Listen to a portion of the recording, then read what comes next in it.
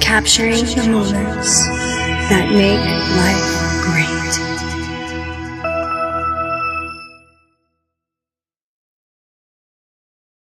Ladies all around the world, listen up. We're looking for you. The time has come to be unstoppable together. The danger of executive women is worrying we're not enough, obsessed with perfection and failing to perform. You're in the right place. It's now time to be unstoppable together with Connie Fife. She was the director of the United States Chamber of Commerce and CEO of Girl Scouts USA. Sit down, squat down, or lie down. It's time for Up or Out, all business with Connie Fife, your unstoppable diva and chair of the Fife Group, helping women in leadership achieve excellence and be unstoppable together.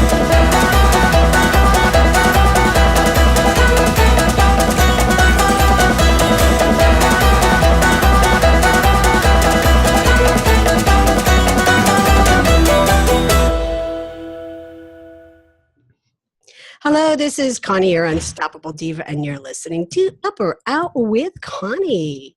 So we have a goal of reaching 1 million listeners, 1 million downloads by the end of this year. And we're getting there, but we cannot get there without your help. So I want to ask y'all to subscribe to Up or Out with Connie on iTunes, and be sure to share it with your friends, with your colleagues, and also with your family. And also to that, and I've been sharing over the last few weeks that we have two exciting programs going on, but really they're all wrapped into one. It's all about the Up or Out Network. So we have a Facebook group, Up or Out Network. So please, please, please go on over there and join the group. And once we hit a certain number, we're going to shut it off and make it all private. So you want to get in there now. And again, there's no cost. Just jump on in there. And then we also have our Up or Out Network website, which we are going to be doing a huge launch in September. But the same thing, everybody that jumps in there now, you're going to get a free copy of my Be Unstoppable Together Freedom Journal. And then also a lot of other prizes and giveaways we're going to be giving out to those that are going to help us share and promote this new website. And again, it's Up or Out Network. It's for those entrepreneurial leaders, the rule breakers, the movers and shakers, the ones that want to do it differently, because they don't want to be stuck at a 9-to-5 all day, and they don't want to be collecting a paycheck just every other week. They want to work with who they want to work with, where they want to work, and they want to make the money that they want to make. So you want to jump in there, Up or Out Network, because we're all here to help each other grow and find your success so you can achieve excellence, and we could all be unstoppable together. Well, let's get back to the show. And the first question that I always start out asking is, do you have a desire to move up in the C-suite, to be heard in the boardroom, or are you ready to become an entrepreneur? Well, if you're looking for advice, it's going to help you get there or make a decision either way. You've come to the right place. Now, I want to start off with an article that I was reading, and it's all about the women getting to the C-suite. And y'all know I work a lot with women, but I'm not here, I'm not bashing anybody, but I want to talk about women getting through the C-suite, because I've experienced the exact thing that I read in this article, which was the woman gets so far and she wants that CEO seat, and she wants it and she wants it and she wants it. Well, guess what?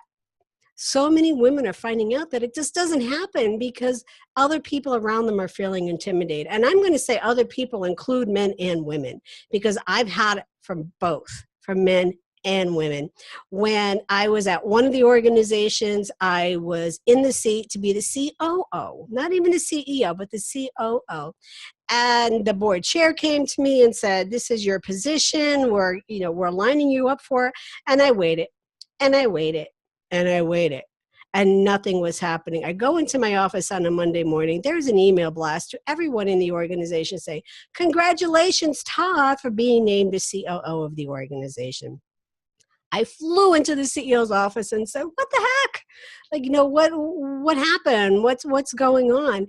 And he told me and these exact words, and I will never forget them, that you are not part of the good old boys network, and you're not going to know how to connect with someone else in that sphere, in that space.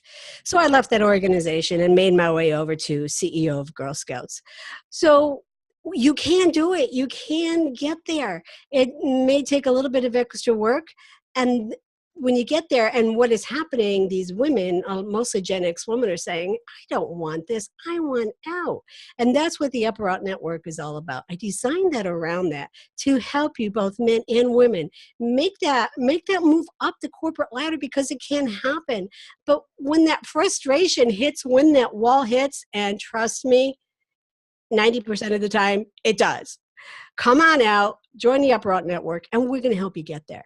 So that was my little story for today, but I do have a quote. The quote is, actions are the seed of fate. Deeds grow into destiny. That's from Harry S. Truman. Actions are the seed of fate, and your seeds that you're sowing along the way will grow into your destiny.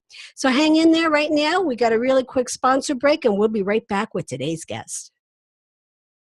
Hi, this is Connie Five, your unstoppable diva, host of Upper Out with Connie. I am thrilled to be a headliner host on the C-Suite Network, where you can grow your brand, grow your tribe, and be unstoppable together. We are the hottest podcast for C-level executives and entrepreneurial leaders. Each week, we interview content leaders on leadership, personal brand, business, and influence. Continue to hear me right here on the C-Suite Network, also on iHeartRadio, SiriusXM, iTunes, and over 900 networks around the globe. Follow me on Facebook, LinkedIn, and Twitter, because you don't want to miss any of the good stuff. Until next time, this is Connie Five, your unstoppable diva. Be bold, be connected, and be unstoppable together. We're back, and you're listening to Upper Out with Connie, and it is time to turn up the volume, because with us today is a really dear, sweet man I met recently at the C-Suite conference in where were we? Austin. Dallas. We were in Dallas.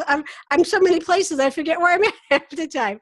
We were in Dallas, Texas. Mike Robertson, who is from Austin, Texas. So that's why I was getting a little hiccup there. But he's a speaker, an author, a musician, which I didn't know, a storyteller, and he's an all-around creative guy. And he even did a stint as a magician and a songwriter, a pastor, a graphic designer. So as you can tell, everything that he does is all around creativity in your business and helping you build that business to success. So what we're going to talk about today, Mike, first I want to welcome you to the show. And you've also been married for 30 years, and congratulations to that, because a lot of people can't say that. Oh, thanks. I realize when you read my bio, it sounds like I can't hold a job, but yeah, it's been an interesting life path. Now, you also have a daughter who's locally here in Los Angeles. Right. She's a writer and performer. Oh, pretty cool. So now you have 4 books, right, and it's all around creativity, and also about the birth of the motion picture business. Yeah, I have a historical novel called This Is Where I Came In that's about the very beginnings of the movie business, before anybody knew that it could be a business. It was a period of history I found really fascinating, and I couldn't find that anybody had ever written a novel about that era, and so I thought, I'm going to do that. So I'm very proud of that. It's one thing to write nonfiction. Yes. It's a whole different challenge, but I'm really proud of that book. I bet. I mean, is it still out? Could people still get a copy of it? Oh, yeah, all of my books are on Amazon. They're all on Amazon. Okay, Amazon.com. Look for Mike Robertson if you're interested in the history of the birth of the motion picture business. Really, really interesting. Now, again, a lot of things I didn't know about you. So I know that you're the creative go-to. And so let's talk about slides and creating slides, because I know you go to programs and people will have slides, and I know for me, I'm sitting there like taking a nap, because they're like reading from the slide, one line after one line. And then I think it was really Steve Jobs who came out and was like, no, this is how you do it. And you do an exciting video, or, put a pretty flower up there. So what is your take on that in terms of creating that wow, so you capture the attention of your audience? Well, my take on it, when I started speaking professionally, I didn't even use slides because I felt the same way about them that most people do. They're boring, they're horrible, they all look alike, they're distracting, and they put audiences to sleep. So I didn't even use them. But then I thought, I was a graphic designer for 20 years. Surely I could make a slide that was at least pleasant to look at. And then I thought, I've done magic. Maybe I could make slides that actually did something that was cool to look at and not just were repeating what I was saying on stage. Right. And so I began to do that. And very quickly I noticed a bizarre thing happening, which was I would put up an amazing slide and the audience would burst into applause because the slide was so cool. I'd never seen that before. And you're standing there, yep, that's me. That's me. Yeah. But I realized somebody needs to help people make their slides better. And so I decided to try to put together a program to share what I had learned just through experimentation. And when I did, it was a life-changing moment. But people went nuts. So you're talking about slides for a keynote or a presentation. Now, is that different from slides that you would do in a training workshop?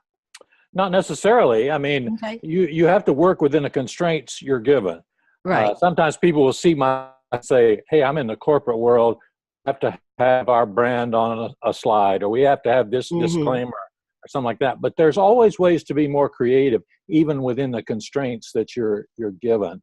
I likened it to one of my favorite directors is David Lynch. David Lynch movies are weird. But you know what? When he was most successful was when he had a network TV show called Twin Peaks, because he had all this talent and all these ideas, but he had to work within constraints. And I believe those slides that we're all forced to do are some template or something that's forced on us. How can you be creative inside the box?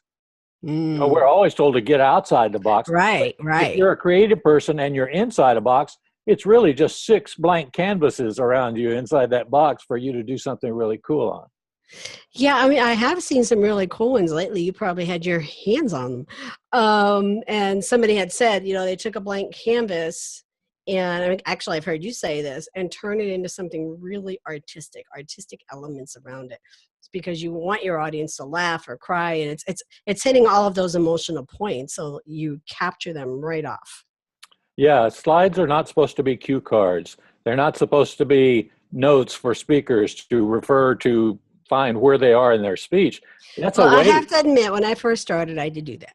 Yeah, well, I think everybody does when they first start, but we start taking baby steps too, and we eventually are able to run hurdles. And well, okay, I'm not able to run hurdles, but some people are. But we have to realize the power of those tools. We all have access to PowerPoint or Keynote. Right.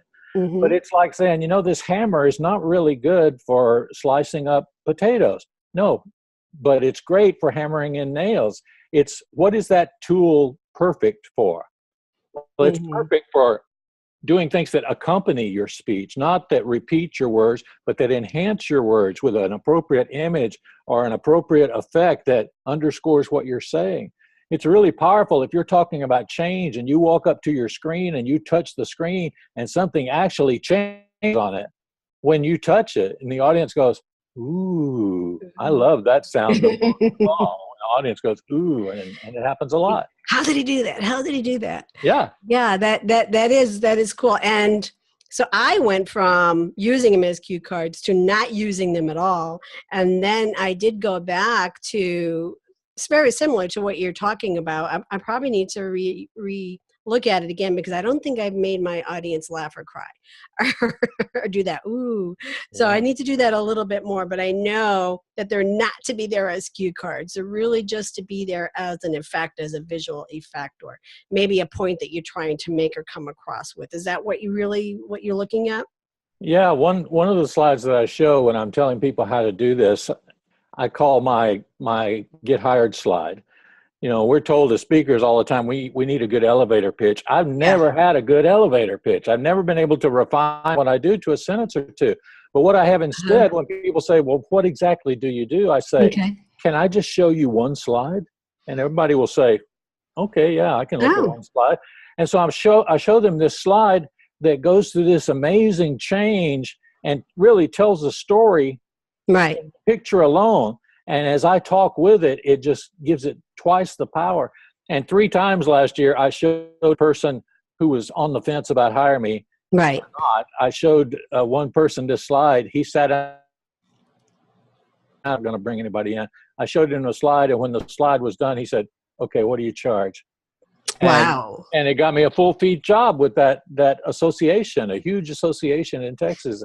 So And that's your one sheet. yeah, it really I is. mean, that's really that's your one sheet. I think I need to hire you to create that, because yeah. And so I mean, that goes back to, how do you stand out when you want to be hired for speaking amongst, thousands and thousands of other speakers applying for the same job? How do you stand out and make yourself different? I mean, you're giving a perfect tool right there to do that. Right. Yeah, I'm a terrible marketer, but I'm a decent brander. And I mean, I was mowing the yard earlier. This is what I wear around the house most of the time, is a 3-piece suit and a tie. But that's become part of my brand too. When I talk about creativity, I didn't want to wear an IBM executive suit. I wanted to wear something that looked like, oh, this guy is eccentric or creative or artistic or something. And so it's all part of my branding. Okay. My name is Mike. My website is isthismicon.com. Yeah. I give out little USB drives shaped like microphones. It's all part of making you stick in your clients or your potential clients' brains, so they'll say, oh, yeah, we need to hire him. That's really cool, really cool. Well, hang in there. We need to take another commercial break, and we're going to come back, and we're going to learn more about Mike and Is Mike On, and putting you in our hot seat. So stay tuned. Hi, this is Greg Davis. Connie asked me to pop in for a moment to tell you about a great opportunity. Have you ever listened to a podcast and thought, I should be doing that, but I don't know how, I don't know where to start? Well, Up or Out with Connie Fife has partnered with Park Lane Media Group to offer you PMR podcast production. What is PMR? Production, marketing, response. The 3 key elements you need to successfully build your podcast success. For more information, visit parklanemediagroup.com or email podcast@parklanemediagroup.com, and be sure to let them know that Connie sent you. You have a story to tell. We'll help you share it. Come to parklanemediagroup.com today and start building your podcast success. And we're back, and you're listening to Up or Out with WCONNIE. And I'm chatting with Mike Robertson about how to stop blaming your PowerPoint and turn it into gold. Mike, how can our listeners, I know you said your website really quick right before the break, so tell our listeners again how they can find you and learn more about you. My website is this Mike on? Mike is spelled M-I-K-E like my name. Isthismicon.com. I tell people my website is the only one that is advertised by every speaker in the world, because all of us at some point say, is this mic on? I'm just trying to get you to .com at the end of it. So I appreciate your help with that, Connie. Absolutely. We'll definitely get that out to all of our listeners.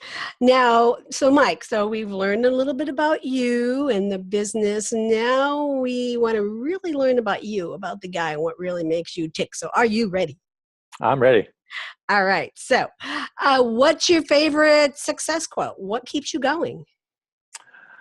I don't read a lot of success or business books. The books that I read are mostly by very creative people, but I like everything Malcolm Gladwell writes, because he takes a story and helps you find meaning in that story that is not obvious on the surface. And that's what I like to do when I speak. I always build my speeches around story. And sometimes it's a story people have heard, but sometimes it's a personal story. But then you find little nuggets of truth in there that are not immediately visible to the audience. Right. They may have heard that story, but they didn't hear it from you. So that, just makes a difference. And storytelling is just huge, especially when you're on a platform, when you get in front of Mike. Right. So did you know what you wanted to do right from the very start? Oh, no. The list of things I've done that you read at the beginning shows that it changes with the wind pretty much. But I have always, since I was 8 or 9 years old, I've always loved standing up in front of an audience.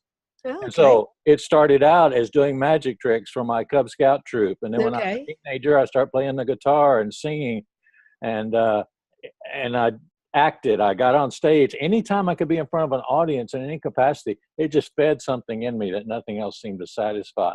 And it sounds like you passed that on to your daughter. Yeah, yeah. Yeah, yeah. So when you're speaking or doing any of your programs, do you bring in your magic? Do you bring in your music? I do. My magic is usually all on the screen. But yeah, sometimes I will bust out a little music by surprise right in the middle of a presentation. And to me, it's like a little secret weapon in your utility belt. If it turns out you can sing and the audience does know that in advance, it's like another little notch that you go up in their estimation. Yeah, yeah. With the magic, I do magic on the screen, and the effect is actually the same way you would structure a magic trick. You show them exactly what you want them to see. You misdirect them. Timing is important. And so sometimes, if I can give you an example, I'll have a screen that has a sentence on it. Okay. It'll be up there for 15, 20 seconds. And then I walk up to the screen and I just slap the screen, and half of the letters fall off the screen. And what's left spells a completely different word. And they all go, ooh, because they've never seen anybody do that before. So in that sense, it involves misdirection, timing, and a lot of behind the scenes work. Right. To do that. Awesome. So all leaders know we have to start somewhere, and there's always failures along the way, and failures that become one of our most successful adventures. So what would you say that would be for you? Well, it took me a long time to find my niche as a speaker, because I do not come out of, excuse me, I don't come out of the business world. Okay. So I'm not super qualified to talk about marketing or expansion or C-level executive type topics. Right. But I thought, what can I talk about? I can talk about creativity, because I've been a creative person my entire life. Okay. But when I was trying to start to market that, I learned that creativity is not really the sexiest marketing term, that people just kind of go, oh, that's nice. I like that. And it's not. I get that. But I was talking to a friend that Laurie Guest. Yeah. And she said, what is your keynote about? And I said, well, it's about how you can be ready for those momentous changes in life by learning how to think creatively. And she said, what's it? The art of readiness. She said, there's your brand, there's your buzzword right there. Readiness is a hot topic. Creativity is not. Is not, yeah. So it's been a whole process of just learning by doing, and you put things out there, and if they don't achieve the success you think they should, tweak it a little bit and ask yourself, well, what are people wanting? What do people want to buy right now that I can offer them? Okay. And then what would you call them was, and I think I'm hearing some of it there, your aha moment when you said, I got this. And I think the art of readiness sounds like that was one of those moments. That is one of those moments. The other one was the first time I stood up in front of a group and said, let me show you some things you can do with slides. And I did it and got a huge standing ovation from an audience of speakers. And during the Q&A, a guy stood up and said, yeah, that's great. I'm never going to be able to do that. Can I just hire you to do that? Right. Well, I'm thinking the same thing. I'm going to hire you to do my PowerPoint. Well, and now that's half of my business, is doing slides for other speakers and printers and trainers. And I did not ever see that coming. That was never a goal. But like some of the best things in life, they come as a surprise, and you have to make a split decision. Yeah. Should I grab that or let it go by and think about it? In my experience, the best stories always start with saying yes. You got it. So, and I know that you're heading to the Los Angeles NSA GLAC chapter in a couple of weeks, where I will see you there. Oh, great. Yes. Somebody said to me last week, and I had it confused with you coming on the show. They said, are you going to come and hang out with Mike Robertson next week? And they said, next week. And I was like, yeah, I am. Good. I'll show you some magic. Yeah. And they're like, no, the NSA. So yes, I will be there. Good. No problem. Yes. And at our dinner on Friday night. So if you knew then what you know now, what words of wisdom do you have for our young entrepreneur, our young C-suite executive that are pursuing their path to success? What is it that you can do that very few other people can do? Too many people go into business or speaking or trying to be an Mhm. entrepreneur by following in somebody else's footsteps. Yes. And you end up with a counterfeit copy of a life that's not really even your own. And Yeah. so I really think you have to ask yourself, what is it that I can do that's better Mhm. than most people can do it? And it may seem insignificant because those talents that come naturally to us, if they come naturally, we tend to devalue them and say, well, Mhm. that doesn't even take me any work to do that. Yeah. So I often tell the story of a woman named Debbie who was a housewife and no college, Mhm. and she was humiliated and made to feel stupid by her husband's boss one night, and she thought, I've got to do something with my life, but what Mhm. can I do? What skill do I have? And she couldn't figure out anything except she baked a really good chocolate chip cookie. Okay. Well, Debbie's last name was Fields, Mrs. Fields, the billion-dollar food conglomerate now. Yeah. Most of us would say baking cookies is not a marketable talent. Ask Right. Debbie Fields how she feels about that. Yeah. You got to identify what you do better than anyone else, and that is your ticket.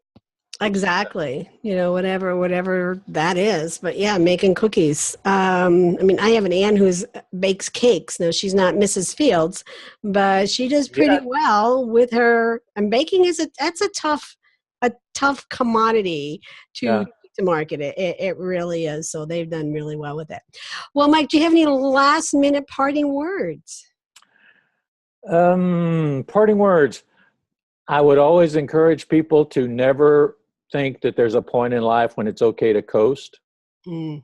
I'm 63 now. I just quit my job and went full time into speaking full time last year. Mm-hmm. Yes, you At a did. time when a lot of people think, well, it's time to start thinking about retirement and sitting in the rocking chair on the porch.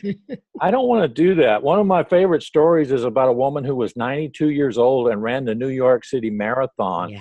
and finished it and set a world record for the oldest person to ever run that race. Yeah. She went home and died the next day. And people say, isn't that tragic? Oh my I said, God. no, that's amazing. Yeah, that she did that. I don't know And that then story, I'm but done. yeah, that is amazing. Yeah, take me out, coach. I'm done. That's what I Yeah, want to do. I want to peak and then die. I don't yeah, want to peak and then decline for 30 years. right, So right. I hit always my keep bucket list. challenging, always keep growing, always Yeah, keep stretching yourself. yeah, just keep on going. Don't stop. Yeah, there was a quote I seen. It said something like, "When I stop, I'll die." Right. Something, something to that effect. But yeah, I mean, that's exactly it. If you stop, you stop living. Right. What is the purpose of it? So great advice, great advice. So Mike, I want to thank you for being here today. And again, to our listeners, is this Mike on? Mike? And find out more about Mike Robertson and how he can help you take a blank canvas and create art out of it. So Mike Robertson, speaker, coach. Do you call yourself a trainer, creating or creator? So many Creative things here, Mike. so-and-so is what I like to call myself. Yeah, the creative so-and-so. That so-and-so, that list gets really, really long. But thank you for being here again today, Mike. My And pleasure. I'll see you next week at the end All right, of the Connie. chapter meeting. Look So our forward to it. time, yeah, because our time here goes by so quickly. I mean, it's really 20 minutes with the commercial breaks and all, and there's so much more that we could be talking about. But for everyone out there, I want to thank you for being part of our community. Remember, register for the Upper Out Network. I want to see you inside the network because we are a community of love. We're going to help each other support and grow and achieve excellence together. And be sure to subscribe with us on iTunes, Facebook, Twitter, and LinkedIn because you don't want to miss any of the good stuff. It's been great being here with you today. And always ask yourself if you could do something different to get a different result. What would that be? This is Connie Fife, your unstoppable diva, and you're listening to Up or Out with Connie. Until next time, be bold, be connected, and be unstoppable together.